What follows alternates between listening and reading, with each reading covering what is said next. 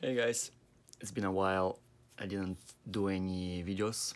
Basically, I had like so many uploaded on my phone, but I didn't had the time to upload them on YouTube. So yeah, so basically now I done. There's gonna be so many upload at the same time, and probably this one I'm gonna upload also. So it's gonna be a last update for now. It's been probably what, like 2 months? Yeah, I can say 2 months already that car been assembled. Everything been put it together, and I can say basically supposed to work, but it's not. It didn't start after all put back. My mistake that I done that like I assembled it completely the front, even pretty much all the engine parts and everything. And problem is that I didn't test it. I didn't test it to make sure that the car gonna start or whatever. Like anyway, like, and basically I never done this mistake, but I guess I was too sure about myself. But I forget a little bit the part that like some stuff has been still old, and I never tested this car before. So basically, when I bought this car, the car was already been disassembled, so I never started this car, never drive this car. So that was one of the mistake that I done, is that basically I was too sure about everything. So the problem is that I'm gonna show you how you see now. You can see now the car is already here in a garage. It's take too much space basically. But yeah, you can see basically all been already assembled. Now you can see like it's disassemble again, remove again everything, bumper, headlights, everything was done. There was like I was already at the process to was thinking that I'm gonna get out from my garage and everything. It's a little bit pissed me off because I got like some other projects going on, like with renovations, and I need empty in my garage, like space basically. So yeah, so basically it's stuck for 2 months. Then I was a little bit tired of all the situation that spent too much time and everything. And now the shit part, I can say different ways, is that when you put this engine inside, you have no space. Like there is no space at all. Like I was able to remove my cover cam from this side, remove my basically my line, fuel rail basically, there's a few bolts that going under the head. I was able to put it a little bit, and even this, it's still really complicated to put to remove, because like you need to disassemble your injectors. Anyway, I was able to do this side, but I wasn't able to do this side. It's when I starting to disassemble everything, I figure out that there is no way I can remove that side. So basically, if you're in situations like this, I can't say it's impossible. Yes, it's still possible, but the problem, it's gonna take you so much time, so much energy, that I said, for now in my situation, I'm gonna tell you exactly what's going on. But like in my situation for now, I said there's no point. Like I'm gonna leave it like this. I'm gonna do other tests before I'm gonna remove this cover cam. So what's the problem? Basically, when I assembled everything, put it inside of the car, you already saw this video probably at this moment. What's happened is that let me just put this a bit light. Yeah. Anyway, so what's happened is that basically situation was I tried to start the car crank, but first of all, I tried to crank the car, it's crank, but doesn't start. And also how it was basically cranking was really like weird because the battery was charged 100%. It was boosted to another car, and it still was like a engine was turning really like slow. And I start to be like scared a little bit because I said like, well, maybe there is like something like too much friction on crank or whatever, because it was really weird. But like for sure, like I put it oil already, like coolant was inside, and still weird. So I figured out one stuff that I'm still not sure. Didn't found any information online, but seems like if I connect jumper cables basically from the body to the engine, whatever, like this example, this part to any part of engine where is like I think I have a ground here, yeah, to the ground, the engine start to crank more easily and more like almost without friction, like pretty much like the battery is full charge and everything. So that's mean that probably I'm missing ground. The problem in this situation is that, again, it's not me who disassembled the car. All parts that I got from previous owner was in the boxes, but still some parts he didn't put inside, so I was going to his place, take some parts again. He found there is like another few parts was at his shop, like a radiator I was missing. So yeah, so pretty much also pretty much the car wasn't been completed, but like also what he told me that it's not even him who disassembled the car. It was previously in some mechanical shop, and it's them who actually disassembled. So now I can say that like how many more parts I was missing, I'm not even sure. But like, I mean, I completely assembled everything. Seems like I'm missing maybe like a bar for a grill around the grill here, like that going like a kind of like a support. I'm missing this. I'm missing AC. Those stuff I'm gonna order from eBay, so it's not the biggest problem. But for sure, like example for the ground, I'm trying to check technical information, didn't found any. So still for now I'm not sure if there's supposed to be a ground somewhere to be attached, because basically all the cars supposed to go with the ground from the engine to the body. I have one from transmission to the body, but there is none for from engine to the body. So that's why I'm not sure if it's only there's only one from transmission to the body, because basically transmission attached to your engine anyway, so it's supposed to work.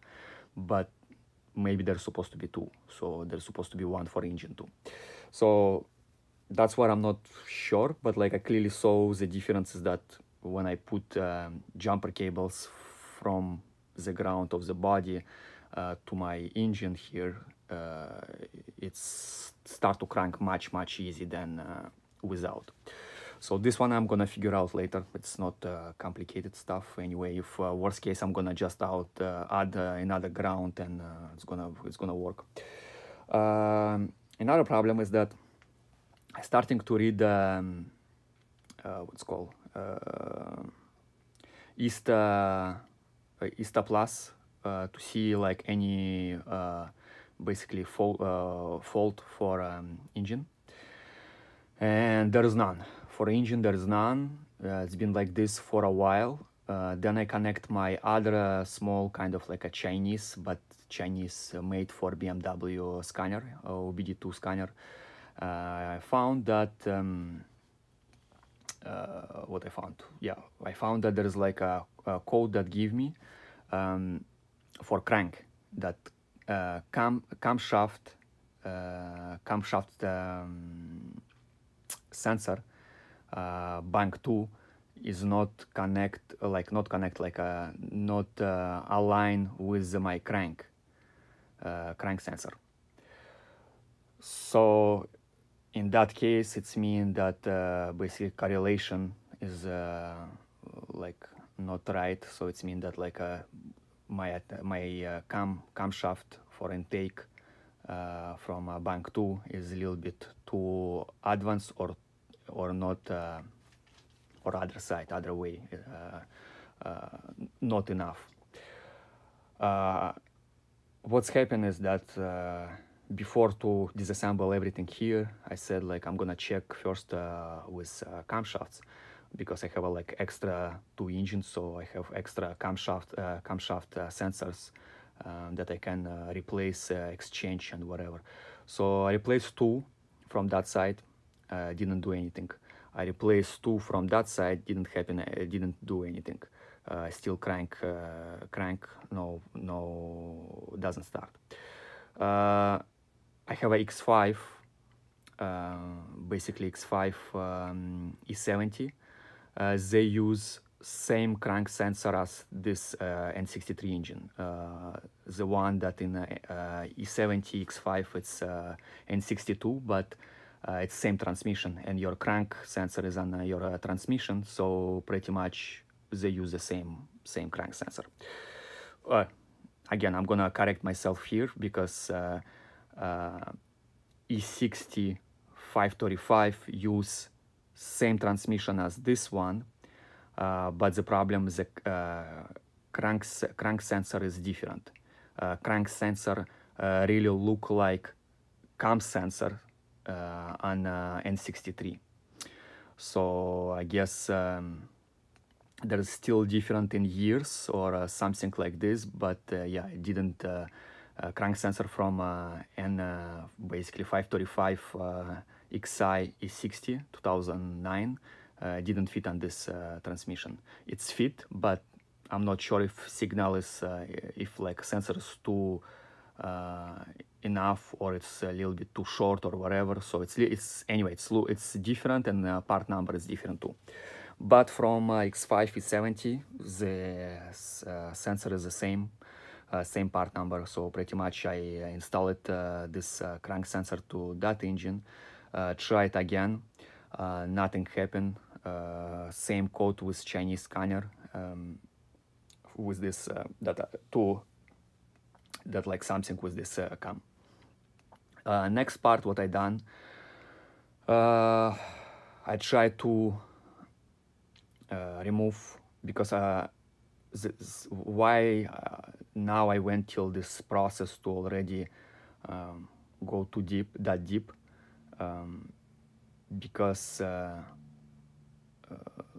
like I can say that like I knew that my timing was perfect, because I turned my engine several times when I adjusted everything. Then before to close all my cover cams, I turned it again to put it my tools and to see if like adjustment is pretty 100% correct.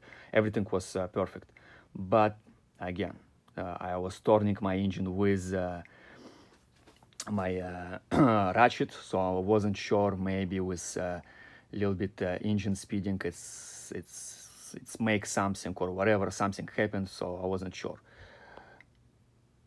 So what's happened in that case is that basically I before to open cover cams, I check my solenoids for each cam. I replace them because I have an extra one, so I replace them too. Try to start the car again, didn't start. So it's mean that from at this moment I done pretty much everything side of sensors to eliminate all sensors, to make sure that it's not sensors my problem. So then I said like, okay, well, no, I have no choice. Maybe there's exactly something with timing. My timing is not correct or whatever. So I opened cover cam on this side.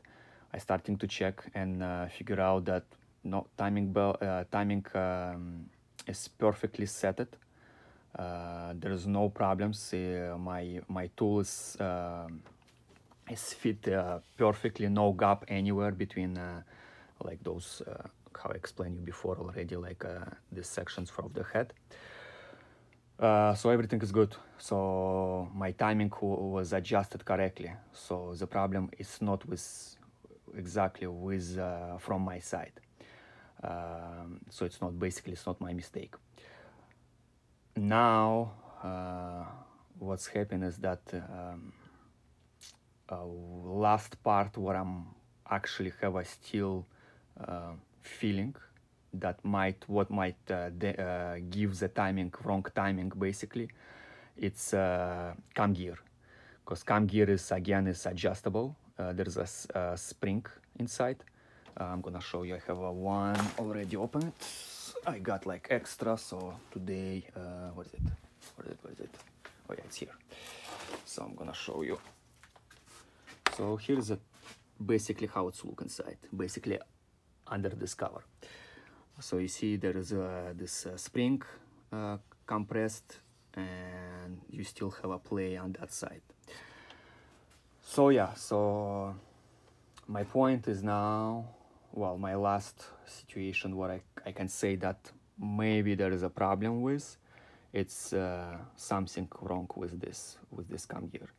I'm not sure if it's possible because the spring is not snap. If there is anything else that can happen, like stuck, jam, I don't know. I don't see anything like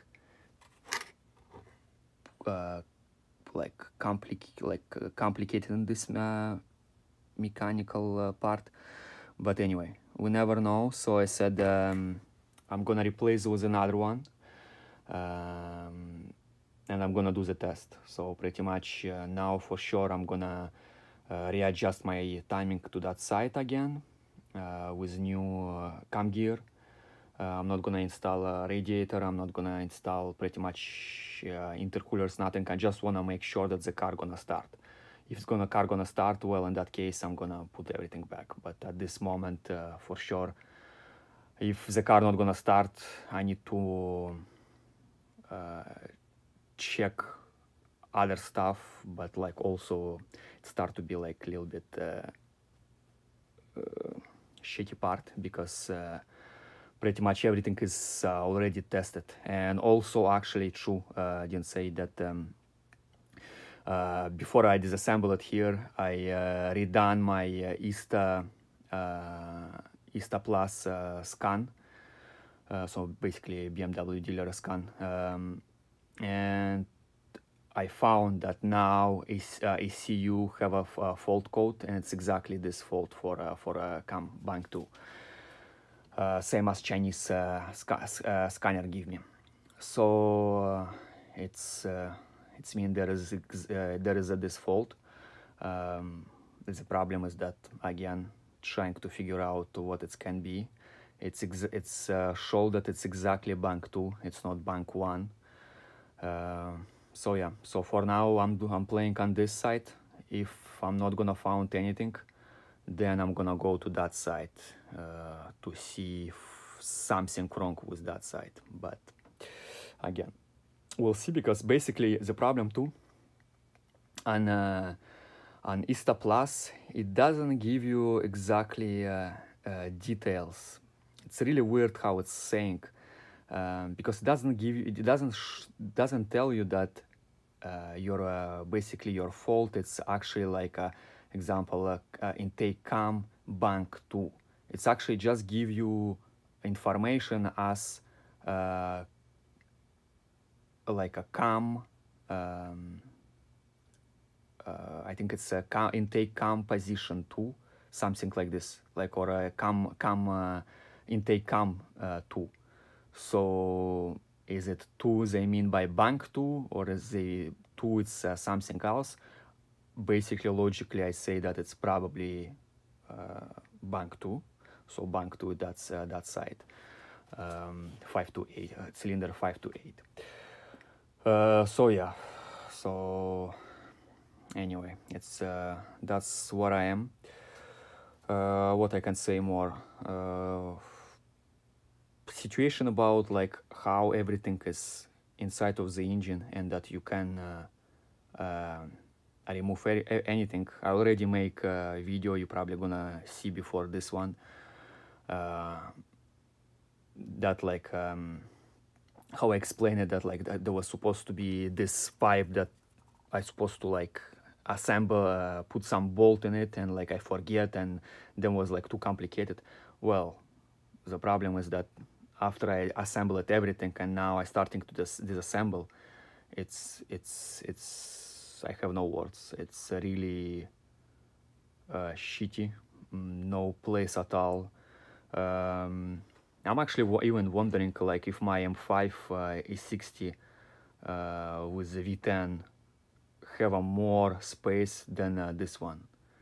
And the problem is like the engine by itself, okay, it's okay, but there is so much crap that they put on it that it's you have no space. You have no space. Everything is bother you. Like example, this stuff like your harness. You can't remove. It's like stuck here. Then it's going completely till your transmission, and I'm wondering like, is it was like so hard to make another connector from at least from that side of engine, and just to disconnect from part of transmission. It's easy. It's like it's one connector to add, but yeah, it's.